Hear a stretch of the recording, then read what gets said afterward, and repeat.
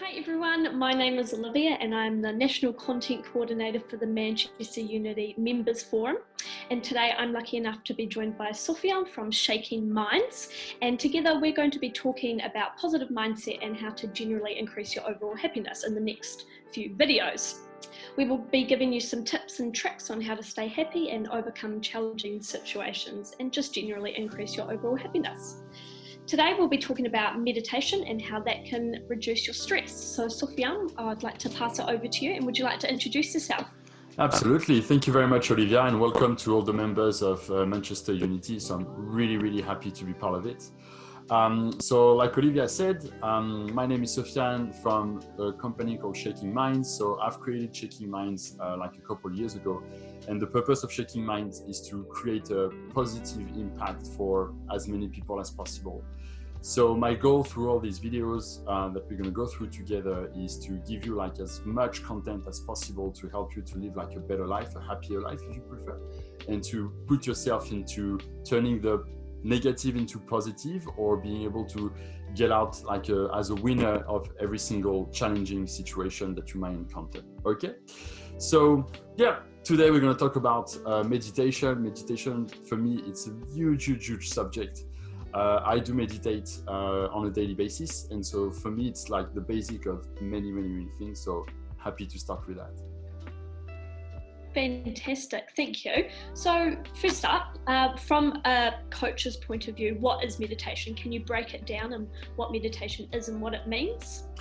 Absolutely. So meditation for me is a great way to reduce stress. That's how I see it. So with all the clients that I'm coaching, basically what I realize is the fact that none of them is taking time to press pause in their life. They just, keep on carry on living this extremely busy life, but they actually never take the opportunity to reflect on what they do. So by doing meditation, we actually help people to slow down and just press stop for a second, and then this will able to lead to so much more thing into that. So meditation is a great way to reduce stress. It's a great way to dissociate ourselves from what's happening in the situation, and being able to analyze in depth what's happening and what type of decision can we make, and also like getting rid of the emotional state that we might have during that period of time.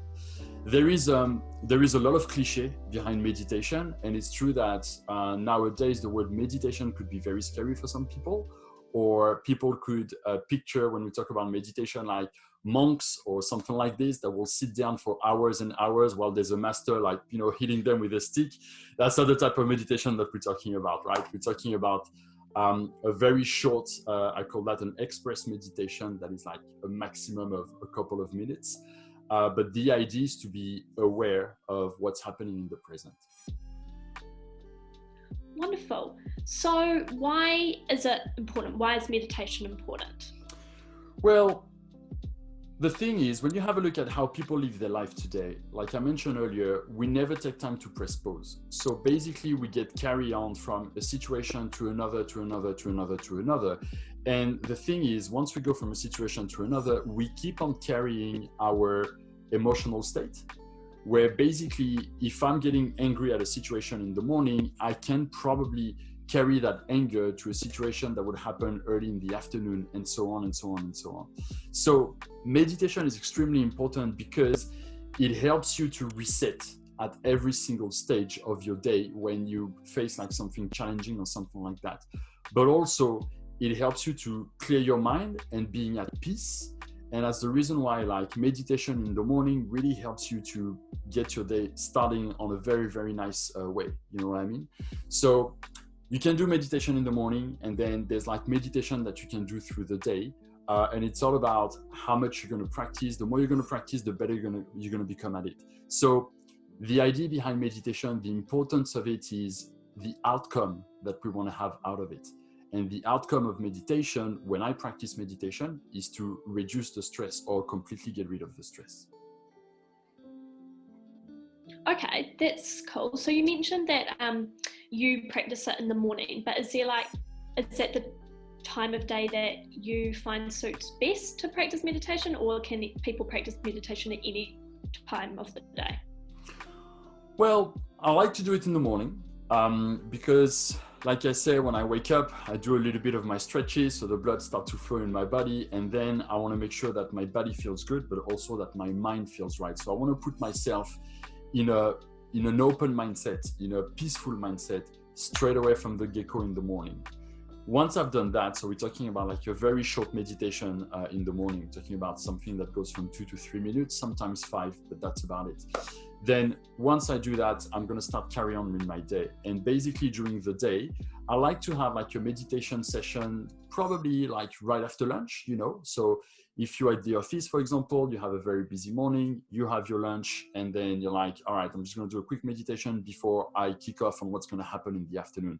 So it kind of breaks off your day in two, and you reset from what happened in the morning to be able to work into the afternoon. But now it's not that binary, I do that or that. It's actually a lot more flexible than this. So because we all have daily life fairly busy and that type of things, basically we want to try to put meditation every time that we feel it's needed, we feel that it's required. Like I mentioned, the purpose of that quick meditation session is to get rid of the stress, right? It's not to meditate for 45 minutes or an hour. So if you are in a stressful situation, then meditation will be the tool that helps you to move forward in a more peaceful way. So because of that, meditation session can happen at pretty much any single time of the day. It's just a matter to find the time to do it, and to make the time to do it, to create the space to do it. So at least when I tell myself I'm going to do meditation in the morning when I wake up and after lunch, I'm creating space for it. And it's true that if I don't think about it, sometimes during the day I'm not going to have time for doing it. But if I tell myself, okay, from let's say 6 to 6:05 you're going to do your meditation, and from 1 to 1:05 you're going to do your meditation, then I know in my calendar I'm going to have those 2 spots blocked for meditation, and at least I'm sure that they're going to happen. All the other one, it depends. Okay, that's cool. So you mentioned that you do it for maybe 5 minutes max at a time. How can someone who does lead a busy lifestyle and who perhaps would benefit greatly from meditation, how can they incorporate even just 2 minutes of meditation into their life? Yeah. If they are a parent or work a full-time job or any kind of busy situation, how can someone, and also someone who's new or a beginner to the meditation journey, how can that be incorporated into their day-to-day lifestyle? All right. Well, so the thing is, to incorporate that into the day-to-day lifestyle, you can put that like in pretty much every type of environment. The only thing you need to find is how to put yourself in your bubble. So that's the importance of meditation, is the fact that it could be very busy. Like, I used to do meditation, for example, when I was running a restaurant. So I was running a restaurant, extremely busy. There's lots of stuff going on around, all those customers.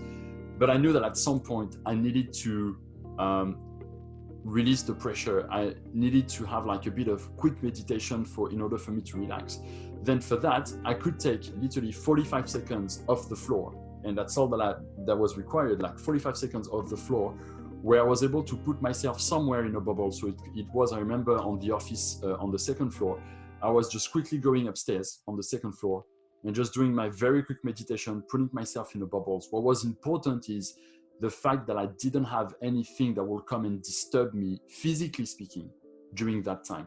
So when you're a busy parent, for example, and that's the challenge that I have on a daily basis, my little one is about 2 years old. And so it's true that when I'm at home with her, doing a meditation session is completely unrealistic. That's the truth.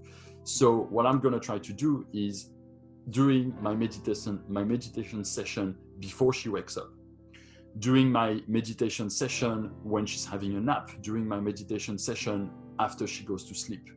But I make it kind of my priority whenever I have like an opportunity to do that. Now we have some people when they go on the road, for example, or something like that. So, you drive all day long because your job push you to be on the road because, I don't know, you're a sales promoter or something like that. I wouldn't recommend to do meditation while you're driving because you're not gonna focus on the road, right? You're gonna focus on something else. So don't do meditation on the road. Okay, that's very important. But what you want to do is, for example, you're gonna stop at the gas station and you're gonna fill up your tank. Then just stop while you're there. Just park very briefly, take 1 or 2 minutes, do your meditation, and get back on the road. Okay, so it's really a moment where nothing moves. Physically, nothing can come and disturb you, and that's how to make it happen. And you know, it's a game of awareness. The game of awareness, which is, if you start for looking for opportunities to make it happen, you will find them. What I've seen quite a lot is people tell me, I don't have time to do meditation.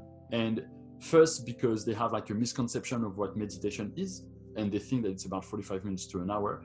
But second is because they tell their brain, don't look for opportunities to do meditation. Because of this, they're not going to find opportunities. But if you start telling yourself, today, I'm going to find the opportunity to find 2 minutes in a quiet environment to have meditation, trust me, you will find it. Because that's how our brain is switched on. It's a very famous law called the law of attraction, where basically whatever you tell your brain to look for, you're going to find it. So that's exactly the same for meditation. You need to find the space to have opportunities. Okay, that's cool. So really it's just, if you do live a busy lifestyle, it's really just making it a priority. And then as soon as you make it a priority, it will be easier to fit it into your day. Yeah, it's a matter of priority, and it's a matter of telling yourself this is going to happen. But like, you know, when you have also a very busy lifestyle, you don't realize the impact that your busy lifestyle has on yourself. And you get at the end of the day, you're completely drained, you are stressed, you are tired, you don't want to deal with whatever is happening at home and that type of things. And so if you start to tell yourself that a break of 2 minutes in your daily very busy life can make a huge impact on your mindset and can actually give you more energy, feeling less drained, feeling less tired, feeling less stressed, you will actually put the time into it. You know what I mean? So that's the reason why, yes, we all have, many people have a busy lifestyle, but think about the outcome of doing meditation. And as soon as you think about it, you're like, okay, I should put meditation in my daily life because that's going to help me to feel better. That's going to help me to go through that day a lot more and everything.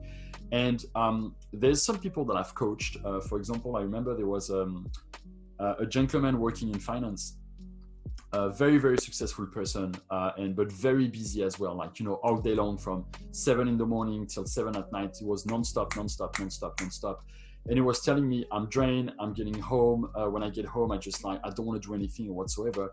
And I just challenged him. I said, put 2 minutes of meditation at 12:30 every single day and stick to it. You put a timer, you put whatever you want, just do it. And he told me, he said, the first few days I struggled, but within a couple of weeks, it became a need. I needed to have my meditation session because I could feel my energy was a lot different. He was getting, after work, he was able to go and play squash after that. He was able to have a lot more activity with his family and all of that. On the weekend, he was feeling better. And also he had like a better clarity in his decision making as well. So I love to say to everyone, meditation is not something that is mandatory for everyone, just like many other things. But what I want to say is just try, take a chance and try and see what's the effect. If you see that the effect is positive, then perfect, carry on. If you see that the effect is not as what you expected, then stop. But you need to give it the time, which is about 3 weeks, to have like the real effect of meditation. If you try to get this over 2 or 3 days, that's not going to happen. Okay, so because I know myself, I've tried to do meditation before, and I think I just didn't give it enough time because it wasn't something that I like instantly connected with or found myself good at it. Like I went in thinking, yeah, I'll be really good at this, but then it suddenly didn't have an effect after the first try. So it's something that you have to stick to and like wait a few weeks to see the outcomes of it. Yeah, and like, the perfect example that I like to say is, for example, what are you good at right now? Well, I've been doing a bit of baking over the weekend, so I quite enjoy that, and I think I'm quite good at that. Good, excellent. Let me ask you, the first time you did baking, were you good at it? No, and I'm still sometimes not very good at it. There you go. So you see, like, you have the answer just right there, where I simply looked at what you're good at, what you consider yourself good at. And so you can ask this question to millions of people. The answer will always going to be the same. Whatever they're good at, the first time they had to do it, they weren't as good as what they are, as where they are now. It doesn't mean that they were not good the first time they did it, because some people are gifted with a few things, for example, but practice makes it perfect, period. So it doesn't matter where you start. Is once you start to be consistent with whatever you do, basically you're going to start seeing progress from wherever you started. You're going to start to like getting better and better and better and better and better and better and better. And the reason is, there's a couple of reasons for that. Why are you getting better when you repeat something? First reason is the fact that you learn from your mistake. So if the first time you did baking, for example, your cookies didn't go very well, maybe you realize that you haven't cooked them for long enough. So the second time you try, you're going to say, instead of cooking them for 20 minutes, I'm going to try to cook them for 25 minutes. So if you prefer, the way you work is like, you're like a rocket that is on a trajectory. And when something goes off track, you actually put yourself back on track automatically. So if your cookies are undercooked, you put yourself back on track and say, I'm going to cook them a bit more. If your cookies are overcooked, you're going to put yourself back on track and say, I need to cook them less, and maybe the right time was 22 minutes, to give you an idea. So the first reason is the fact that as human beings, we have a natural process to learn from our mistake. And even if we do the same mistake twice, because it happens, right? We're going to say, I remember that, I did that last time. And it's just until a certain amount of time that we're going to print and say, okay, now I need to make sure I don't do that anymore. So that's the first reason. The second reason about the fact that we're getting better at what we're doing is we are creating something in our subconscious. So, for example, I'm a drum teacher as well. And so when I teach drum to my students, what I explain to them is we built what we call muscle memory. So when I teach a new rhythm to a kid, for example, or an adult, I'm not expecting them to be able to play it straight away, because I know it's impossible. But I'm telling them, play it 5 minutes per day. That's all that it takes. And actually, after 2 or 3 days, their body remembers the movement that they're trying to achieve. And because of that, the body will automatically kick in and give the reaction that the muscle are supposed to have the rhythm that they're expecting. So this work for many things, like you work for tennis players as well. When tennis players, they need to do like a specific goal, which is to hit the ball in a certain way. They have to build the muscle memory. They have to build that specific reverse, for example, or like, straight shot or something like that. And that's why they repeat the same movement over and over again, is because it anchors this into the subconscious. So if we talk about meditation, every time you do meditation, you're not doing a physical thing that you can actually see. What you're creating actually is a neural path in your brain. So you're actually training your brain to use a certain path, and that's the path of awareness, as simple as this. And the more you're going to do it, the more you're going to become better at it. That's it.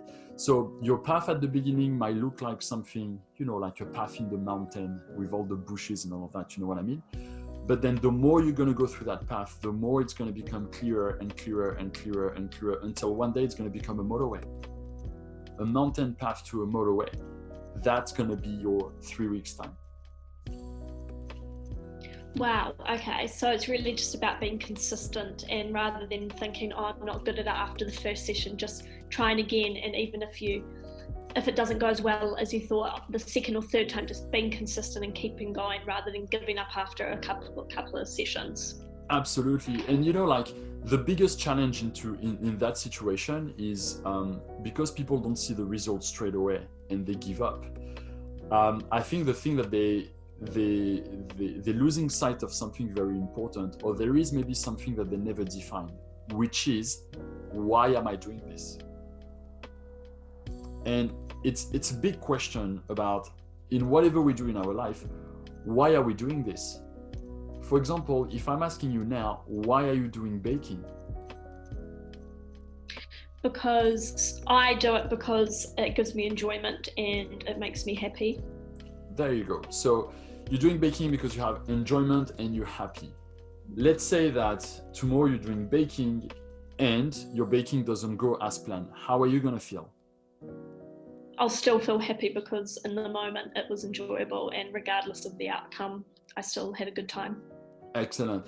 So with that baking, basically whatever is the result, you're going to keep doing it and all of that, because even if it fails, you're still going to be happy and it's still going to make, you're still going to enjoy the thing, right? But if you do a recipe and your recipe is completely successful, you're going to be happy, you're going to have enjoyment. What else on top of that are you going to have? You're going to be like super proud also of what you've done, right? So basically, if you're getting successful, it's going even higher and higher and higher. And so for people who do meditation and after 1 or 2 sessions they give up, I think it's because they haven't defined, why am I doing meditation for? The main reason why people are doing meditation is because they want to feel at peace, they want to feel more calm, they want to feel more in control of the decision that they're making and in control of their emotion. If you keep that in sight, then you're going to realize that, okay, maybe the way that I did meditation wasn't the right one. I don't want to give up on meditation. Maybe I want to give up on this specific way, but I still want to have that outcome that I'm looking for. So because of that, people are going to become more persistent. But I've seen many people, they're trying meditation simply because, yeah, why not? The why not is not enough to push you to persist into meditation. And that's the whole reason why in whatever we do, we need to have a reason why are we doing all of that. Okay, that makes a lot more sense, and that would, if I was to try meditation again, which now that you've explained it a lot more, I would be more inclined to, because rather than just doing it for the why not, I'll give it a go, something that everyone else seems to be doing. And I know that now if I was to try it and I wasn't good at it to begin with, then it's just about being consistent and putting in the effort and having a reason to do it rather than just because it's something that I can do. Because it's something that sounds cool. Absolutely. It's so true. And, you know, I think it's, I think as human beings, we always ask ourselves, what am I going to do now? There's something else that I want to try. There's something else that I want to test and whatsoever. Just pick your battle. You know, you don't have to do everything. You don't have to do everything that people are suggesting to you or whatever. I always tell people that they should do something that they feel a genuine interest in, or they feel that it's going to make a difference for them. If they don't feel it's going to make a difference for them or improve their life, then just don't do it, because you're going to waste your time. You're going to waste your time. You're going to waste your energy. And more importantly, you're going to make a statement or a judgment regarding this thing that is going to be kind of wrong. And the day that you will need that meditation is for you, you're going to be like, oh, but I tried and actually I didn't like it. It's because you tried in a moment where you were not in the right mindset. And that's the reason why you created that thing. So that's the reason why I would never force people to do anything in general. Unless they are in the mindset that they want to do it. If they want to do it, absolutely go for it. But otherwise, don't, because you're going to waste the experience.